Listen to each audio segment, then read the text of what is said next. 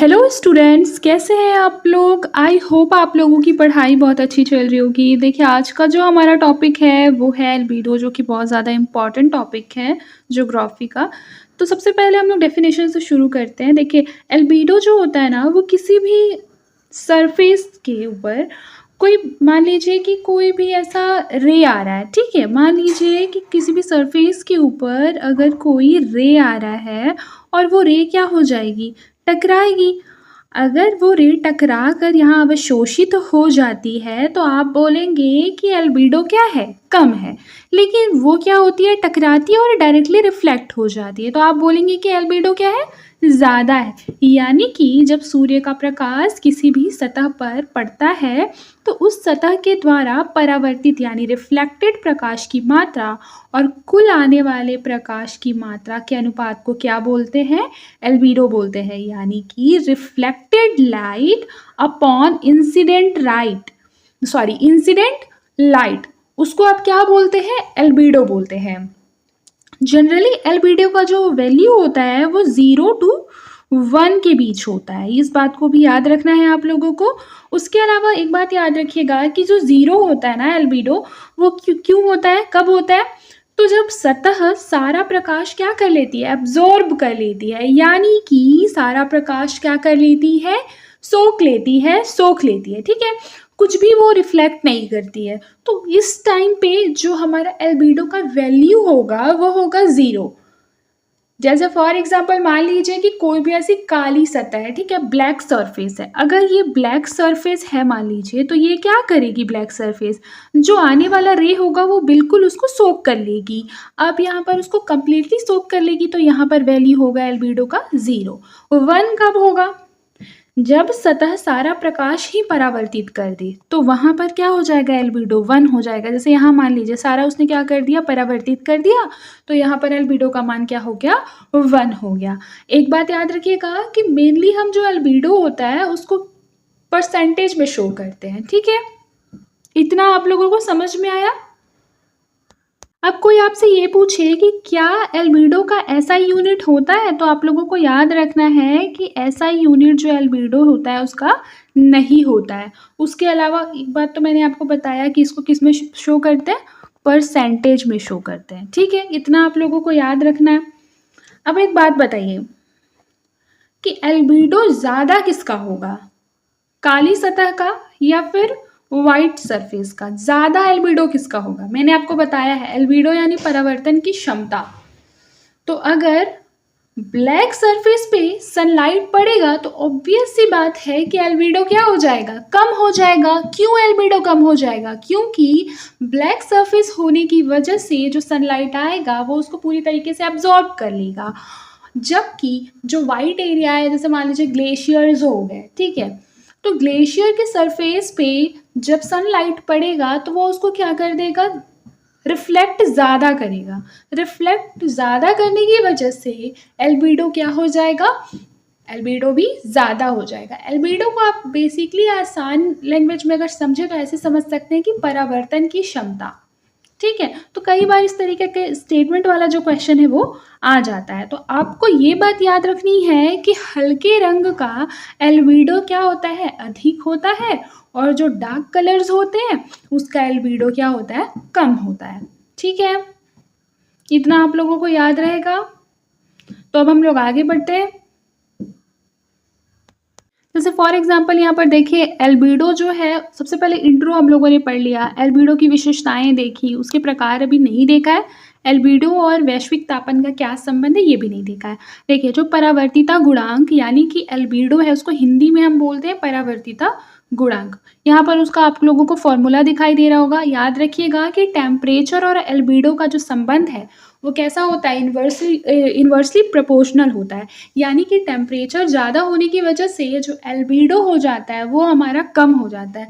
Temperature अगर कम होता है तो एल्बिडो क्या हो जाता है, ज़्यादा हो जाता है। बेसिकली आप ऐसे बोल सकते हैं कि जैसे फॉर एग्जांपल मैंने जो बताया कि अगर काली सरफेस है, ठीक है, तो काली सरफेस का टेम्परेचर तो ऑब्वियस सी बात है ज़्यादा होता होगा, क्योंकि वो जल्दी हीट हो जाती है ना। तो इसी वजह से उसका एल्बिडो क्या हो जाता है, उसका एल्बिडो कम हो जाता है। और जो वाइट सरफेस है उसका एल्बिडो क्या हो जाता है, ज़्यादा हो जाता है। तो यहाँ टेम्परेचर का बहुत बड़ा रोल होता है। तो इस वजह से टेम्परेचर और एल्बिडो में जो है वो इन्वर्सली प्रोपोर्शनल का रिलेशन होता है। इतना आप लोगों को याद रखना है, ठीक है। अब यहाँ पर देखिए लिखा भी हुआ है एल्बिडो का महत्व, तो आप लोगों को पता होना चाहिए कि जो एल्बिडो का महत्व है वो क्लाइमेटोलॉजी में होता है, एस्ट्रोनॉमी में होता है, एनवायरनमेंट में होता है और मैनेजमेंट में होता है। कहाँ होता है, मैनेजमेंट में होता है। इस बात को भी आप लोगों को याद रखना है, ठीक है।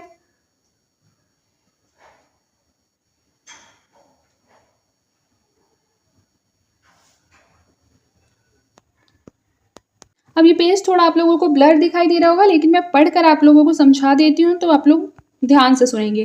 देखिए, सूर्य से आपतित एवं परावर्तित विकिरण के मध्य अनुपात को एल्बिडो या फिर परावर्तिता गुणांक या फिर स्वीप्ति कहते हैं। देखिए, तीनों नाम आप लोगों को याद होना चाहिए, क्योंकि मान लीजिए क्वेश्चन ऐसे बोल दिया कि स्वीप्ति किसे कहते हैं, तो आप लोगों में से मुझे ऐसा लगता है कि मैक्सिमम 2 to 3 बच्चे जो है वो इसका आंसर कर पाएंगे, ठीक है। अदरवाइज बाकी बच्चों को पता भी नहीं होगा कि स्वीप्ति क्या होता है। इसी वजह से जनरली हम लोगों को ऐसा कहा जाता है कि अगर कोई भी हिंदी का क्वेश्चन पेपर है और हिंदी में उसका जो वर्ड है वो काफ़ी ज़्यादा टफ है, तो हम लोगों को तुरंत क्या करना चाहिए, मूव करना चाहिए इंग्लिश के क्वेश्चन पेपर की ओर। तो यहाँ पर भी आप लोगों को वही करना है, हालांकि आप लोगों को नाम भी पता होना चाहिए, ठीक है। आगे देखिए, अर्थात कुल प्राप्त लघु तरंग सौरिक ऊर्जा एवं पृथ्वी के द्वारा परावर्तित दीर्घ तरंग विकिरण अथवा ऊर्जा के मध्य अनुपात को एल्बिडो कहते हैं। इस बात को तो आप लोग जानते ही होंगे कि जो पृथ्वी है, ठीक है, जब सनलाइट पृथ्वी पर आती है तो वो शॉर्ट वेव रेडिएशन के रूप में आती है, लेकिन जब रिफ्लेक्ट होकर जाती है तो वो लॉन्ग वेव रेडिएशन के रूप में जाती है। ये छोटा सा बात आप लोगों को याद होना चाहिए, और हालांकि मैंने पढ़ाया भी है, आप लोगों को याद भी होगा। यहाँ पर देखिए डायग्राम भी बना हुआ है। आगे देखिए, एल्बिडो अधिक होने का अर्थ है कि परावर्तन अधिक और अवशोषण कम हुआ है। इसी प्रकार एल्बिडो कम होने का तात्पर्य है कि परावर्तन कम और अवशोषण अधिक हुआ है। इस प्रकार एल्बिडो एवं तापमान के मध्य व्युत्क्रमानुपाती संबंध पाया जाता है। ये सारा चीज मैं समझा चुकी हूँ, केवल मैं थ्योरी इसलिए पढ़ रही हूँ क्योंकि आपके पास कंटेंट होना चाहिए, क्योंकि बहुत से ऐसे मैंने चैनल्स देखे हैं जो ऐसे कॉन्सेप्ट समझा देते हैं, बट वो बच्चों को ये नहीं प्रोवाइड करा पाते हैं कि एक्चुअली में आपको आंसर्स कैसे लिखने हैं, ठीक है। तो ये कंटेंट आपके लिए हेल्पफुल होगा। आगे देखिए, जलवायु विज्ञान, खगोल शास्त्र एवं पर्यावरणीय प्रबंधन में एल्बिडो का महत्व है। आगे देखिए, एल्बिडो को प्रभावित करने वाले कारक, सबसे पहले सतह का रंग, फिर उसके बाद पिंड की बनावट और वनस्पतियाँ। जैसे फॉर एग्जांपल देखिए, यहाँ काफ़ी अच्छे वे में लिखा भी हुआ है। जैसे मान लीजिए सतह का रंग मैंने बताया काला है, आप लोगों को पता होना चाहिए अगर सतह का रंग जो है वो डार्क कलर का है तो अवशोषण ज़्यादा होगा। अवशोषण ज़्यादा होने की वजह से एल्बिडो क्या होगा, कम हो जाएगा। एल्बिडो कम हो जाएगा मतलब कि सतह का जो टेम्परेचर है वो बहुत ज़्यादा इंक्रीज हो जाएगा। उसके अलावा एक चीज़ आप यहाँ पर और देख सकते हैं कि अगर हल्के रंग का सरफेस है, जैसे मान लीजिए वाइट कलर का सरफेस है, जिसे आप आइस बोल सकते हैं, ठीक है, ग्लेशियर में अगर सनलाइट पड़ेगा तो अवशोषण क्या होगा, कम हो जाएगा और डायरेक्टली रिफ्लेक्ट करेगा, तो यानी एल्बिडो क्या हो जाएगा, ज़्यादा हो जाएगा। एल्बिडो ज़्यादा होने की वजह से टेम्परेचर क्या हो जाएगा, कम हो जाएगा। अब आगे बढ़ते हैं। आगे देखिए, पिंड की बनावट, ठीक है, पिंड की बनावट अगर चिकनी है, पिंड की बनावट क्या है, चिकनी है, तो एल्बिडो ज़्यादा होगा। यानी कि चिकनी बनावट में एल्बिडो कैसे ज़्यादा होगा, क्योंकि अवशोषण नहीं होगा, वो डायरेक्ट ऐसे रिफ्लेक्ट करेगी, चिकनी है इस वजह से, या फिर तुरंत चल जाएगी, तो इसीलिए एल्बिडो क्या हो जाएगा, ज़्यादा होगा। टेम्परेचर कम होगा। खुरदुरी सतह है तो ऑब्जर्वेशन ज़्यादा होने की वजह से एल्बिडो क्या होगा, कम हो जाएगा और टेम्परेचर ज़्यादा हो जाएगा। याद रखिएगा कि जो हिमाच्छादित सतह है यानी कि ग्लेशियर्स हैं, वहाँ का एल्बिडो कम होता है जस्ट बिकॉज ऑफ एब्जॉर्प्शंस जो होते हैं वो क्या हो जाते हैं, बताइए क्या हो जाते हैं, कम हो जाते हैं। अब आगे देखिए वनस्पतियाँ, ठीक है। देखिए, अगर चौड़ी पत्ती होती है, ठीक है, चौड़ी पत्ती होने की वजह से क्या हो गया एल्बिडो, बताइए, ज़्यादा होगा। मान लीजिए छोटी पत्तियां हैं तो भी एल्बिडो उससे ज़्यादा, लेकिन अगर मतलब कि उससे कम, और अगर नुकीली है, नुकीली होने की वजह से एल्बिडो क्या हो जाएगा, कम हो जाएगा, क्योंकि नुकीली है तो एब्जॉर्प्शन क्या हो जाएगा, ज़्यादा होगा। यानी ये जैसे जैसे नीचे की ओर गया है ना, वैसे वैसे एल्बिडो क्या हो रहा है, कम हो रहा है। यहाँ पर लिखा भी हुआ है।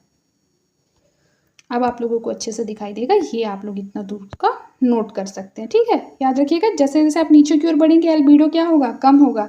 यानी सबसे ज़्यादा एल्बिडो से अगर कम एल्बिडो की ओर इसको अरेंज करना है तो आप लोग सबसे ज़्यादा में लगाएंगे चौड़ी पत्तियाँ, उसके बाद छोटी पत्तियाँ और फिर उसके बाद नुकीली पत्तियाँ।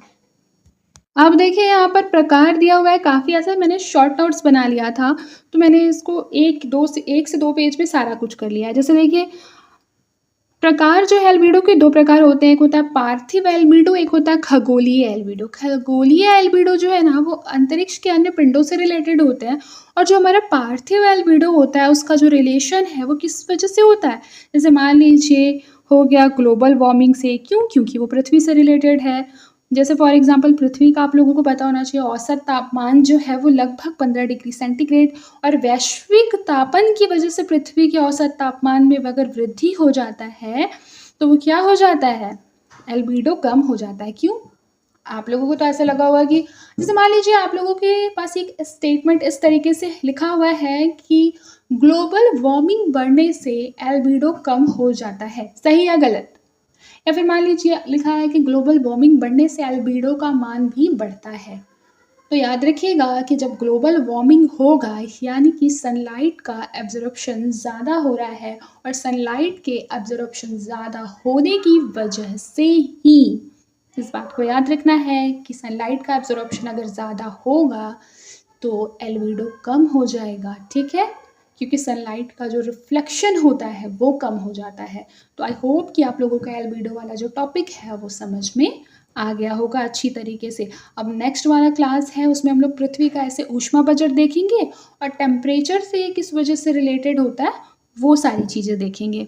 आई होप कि आपको आज का जो क्लास है वो समझ में आया होगा। अगर आपको मेरा पढ़ाया समझ में आता है तो मेरे चैनल को सब्सक्राइब करना बिल्कुल ना भूलें, और मुझे कमेंट बॉक्स में बताइए कि आप ये क्लास कौन से ज़िले से देख रहे हैं या फिर कौन से राज्य से देख रहे हैं। आज के लिए बस इतना ही, मिलते हैं नेक्स्ट क्लास में। तब तक के लिए अपना ख्याल रखें और मन लगाकर पढ़ाई करते रहें।